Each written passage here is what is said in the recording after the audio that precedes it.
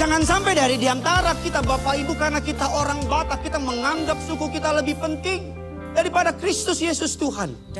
Jangan sampai karena kita orang Batak kita menganggap suku kita paling superior daripada suku yang lain. Banggalah jadi orang Batak, tapi jangan rendahkan suku yang lain.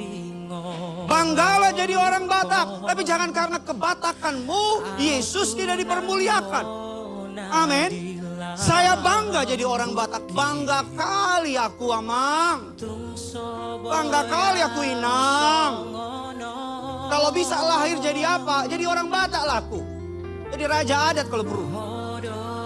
Karena lumayan tiap Sabtu ada acaranya kan. Ya kan mau jenderal, mau siapa. Kalau raja adat sudah ngomong, ngomonglah dia. Makin mahal sih namot itu kan. Orang Batak boru di sini kalau sekolah tinggi-tinggi, bah. Ngiri kali. Ini ngiri, ini ngiri.